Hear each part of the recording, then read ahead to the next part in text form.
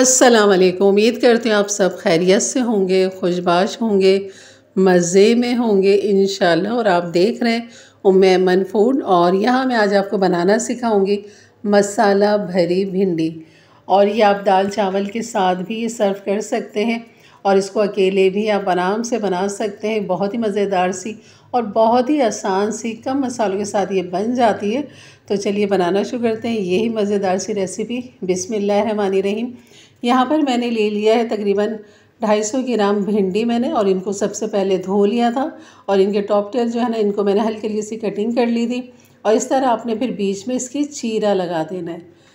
तो आप देख सकते हैं पानी इनका ड्राई हुआ है। जब आप धोएंगे तो पानी ड्राई कर लें, उसके बाद फिर आप इसकी कटिंग करेंगे। और फिर ये तमाम मैं इस तरह भिंडी को कर लेती हूँ। और यहाँ पर जो इसका मसाला है ना वो तैयार करते हैं, जिसमें मुझे सौंफ चाहिए 1 टीस्पून, साबुत धनिया 2 टीस्पून ले लेंगे भर के, और सफ़ेद ज़ीरा 1 टीस्पून भर के ले लेंगे, और साबुत लाल मिर्च जो है ना तकरीबन मैं यहाँ पर 4 अदद ले लूँगी। थोड़ी सी हमने चटपटी सी रखनी है। और यहाँ पर ये इमली का पल्प है, तकरीबन ये 1 टेबल स्पून इमली का पल्प था जो मैंने पानी में भिगो दिया है। और ये जो हमने मसाले जमा किए हैं इनको हमने यहाँ पर रोस्ट करना है। तब तक करेंगे जब तक इसमें एक हल्की सी खुशबू नहीं आने लग जाती, उनका थोड़ा सा कलर चेंज नहीं हो जाता। आपने बहुत ज़्यादा इसे जलाना नहीं है, बस हल्का सा जैसे खुशबू चटकने की आवाज़ आने लग जाए तो बस आप चूल्हा बंद कर दें। और फिर आप इसको ठंडा करें, फिर आप इसको दरदरा सा मोटा मोटा सा इसे पीस ले, जैसे मैं आपको दिखाती हूँ। तो जैसे ही ठंडा होता है मैं पीसती हूँ, ये देखें। तो यहाँ पर इस तरह आपने दरदरा सा रखना, बिल्कुल बारीक पाउडर आपने नहीं बनाना, ये देखें। तो ये तमाम चीज़ें जो है ना पीस चुकी हैं, लेकिन मोटी मोटी सी हैं। और अब आ जाती है इमली के पल्प की तरफ। यहाँ पर मैंने इमली के पल्प को मसल लिया था, इसका पल्प जो है देख सकते हैं आप।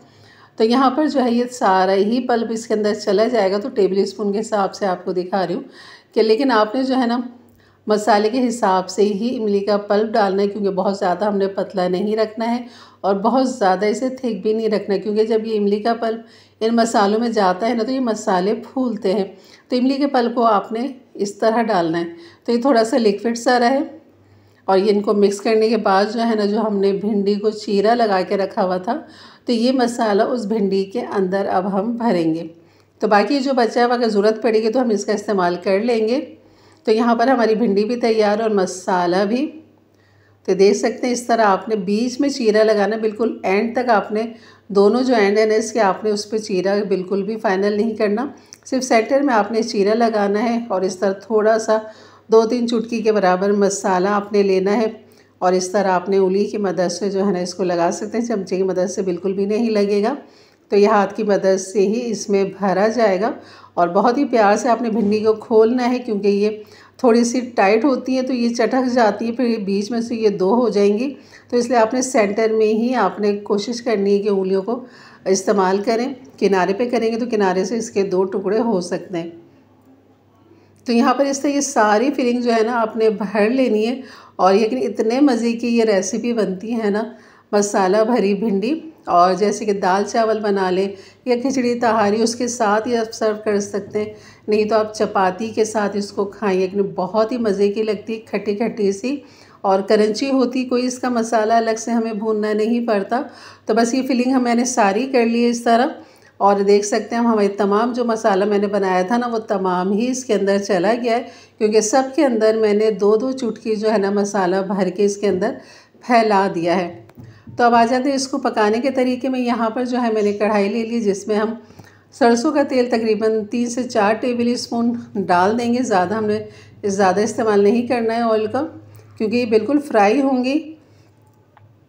तो जैसे ऑयल हमारा गर्म होता है ना तो ये भिंडी अब हम इसके अंदर डाल देंगे। इसमें और कोई मसाला, प्याज, टमाटर, कोई तड़का कुछ भी नहीं जाएगा। ये इसका अपना ही फ्लेवर जायका होगा क्योंकि ये भरी हुई भिंडी है, स्टफ भिंडी है। तो इसको हमने ऐसे ही पकाना है।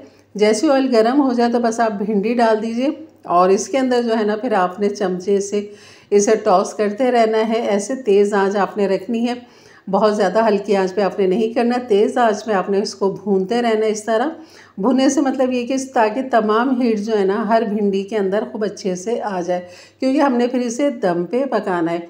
पानी का भी इस्तेमाल नहीं करना। और आपने देखा होगा मैंने नमक का इस्तेमाल अभी तक इसके अंदर नहीं किया। वजह यही है कि अगर नमक मैं डाल देती, इसके मसाला जो हमने भरा है तो उसमें ये होता है कि इसका लेस निकल जाता है, क्योंकि नमक जो है ना फ़ौरन सब्ज़ी का पानी छुड़वा देता है और वो नमक की वजह से वो लेस भी निकलता और वो इसमें नमी भी आ जाती। तो इसलिए आपने नमक एंड तक नहीं डालना है। हाँ, जब आप इसको सर्व करने लगेंगे, अपने दस्तरखान पे ले जाने लगेंगे, तब आपने जो है ना इसके नमक का इस्तेमाल करना है। तो आप देख सकते हैं मैं बीच बीच में से इसको ढकती जा रही हूँ और इसको ऊपर नीचे पलटती जा रही हूँ। तो आपने इसको छोड़ना नहीं है, क्योंकि इसमें कोई पानी, कोई मसाला, प्याज, टमाटर कुछ भी नहीं है। तो ये नीचे लग सकता है और जल सकता है, जैसे कि आपको दिख रहा है कि अब ये थोड़ा सा नीचे लगना शुरू हुआ है। लेकिन अभी बहुत बचत है जनाब। भिंडी बिल्कुल गल चुकी है और हमारी भिंडी बिल्कुल तैयार हो चुकी है। देख सकते हैं बिल्कुल सॉफ्ट नरम हो गई है, लेकिन मसाला अभी तक इसके अंदर मौजूद है। तो बस जब इस तरह ये हो जाए तो ये आपकी भिंडी बिल्कुल तैयार है। तो यहाँ पर डिश आउट करते हैं। उससे पहले हम यहाँ पर ले लेंगे नमक। जैसे कि मैंने आपको कहा, जब आप इसको सर्व करेंगे तब आपने इसके अंदर नमक डालना है, मिक्स करना है और फिर आपने डिश आउट कर देना है।